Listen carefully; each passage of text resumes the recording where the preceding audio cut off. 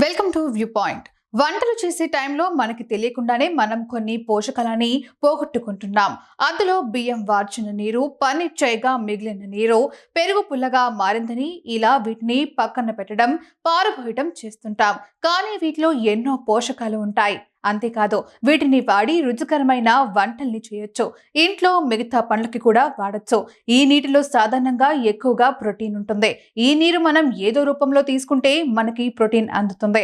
అది తెలియక చాలా మంది వీటిని అనవసరంగా పారపోస్తారు. ఈ నేపథ్యంలోనే పన్నీర్ చేయగా మిగిలిన నీటిని పారబోయకుండా ఎలా వాడొచ్చో తెలుసుకుందాం.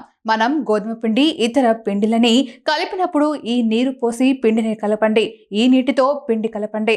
దీనివల్ల రోటీల రుచి పెరగడమే కాకుండా అందులో పోషక విలువలు కూడా యాడ్ అవుతాయి. దీంతో పిండి సాగుతుంది, రోటీలు కూడా సాఫ్ట్ గా వస్తాయి, రుచి కూడా బాగుంటుంది. కాబట్టి ఈ నీటిని వాడి రోటీలు, పరాఠాలు చేయొచ్చు.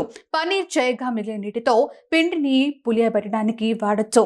ఇడ్లీ, దోశ పిండిని ఈ నీటితో కలిపి పులియబెట్టచ్చు. ఇందులో మంచి బ్యాక్టీరియా ఉంటుంది. ఇది పిండి పులవడానికి హెల్ప్ చేయడమే కాకుండా ఇడ్లీ, దోశలు సాఫ్ట్ గా రావడానికి హెల్ప్ చేస్తాయి. పైగా ఈ నీటితో నానబెట్టిన పిండిలో పోషకాలు పుష్కలంగా ఉంటాయి.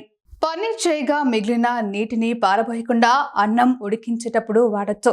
అన్నం ఉడకగా ఈ నీటిని పోయొచ్చు. పలావ్, బిర్యానీలు వండినప్పుడు కూడా ఈ నీటిని పోయొచ్చు.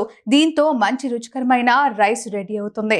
అందులోని పోషకాలు కూడా మన బాడీకి అందుతాయి. అంతేకాకుండా ఎసరు వేసి చేసే ఏ వంటలకైనా వీటిని వాడచ్చు. ఉప్మాలకి కూడా వాడచ్చు. పన్నీర్ నీటికి కొద్దిగా పెరుగుని కలిపి తేనె వంటివి వేసి బ్లెండ్ చేయండి. క్షణాల్లో అదిరిపోయే లస్సీ తయారవుతుంది. ఇందులో మీకు నచ్చితే డేట్స్ కూడా వేసుకోవచ్చు. లస్సీ ఇష్టం లేదనుకునేవారు మజ్జిగ కూడా చేసుకోవచ్చు. ఇందులో నీరు, కొత్తిమీర, జీలకర్ర వంటివి కలిపి మజ్జిగలా చేయండి. కొద్దిగా ఉప్పు కలపండి. టేస్ట్ బాగుంటుంది. సాధారణంగా కూరలు చేసేటప్పుడు అందులో గ్రేవీ కోసం నీరు పోస్తారు. మీరు నార్మల్ నీటికి బదులు పన్నీర్ నీటిని పోయొచ్చు. పప్పులో కూడా పోయొచ్చు. ఇందులోని రుచి కారణంగా వంటల్లో అదనపు రుచి వస్తుంది. పైగా ప్రోటీన్ కూడా మీ డిషెస్ కి అదనంగా వచ్చి చేరుతుంది. కాబట్టి ఈసారి ఈ నీటిని వంటల్లో వాడేందుకు ట్రై చేయండి. ఈ నీటిని వంటలకి మాత్రమే కాదు, గార్డెనింగ్ కి కూడా వాడచ్చు. మొక్కలకి పోయొచ్చు. కంపోస్ట్ ఎరువుల తయారీలోనూ వాడచ్చు. దీంతో ఈ నీటిలోని పోషకాలు చెట్లకి అంది చెట్లు చక్కగా పెరుగుతాయి.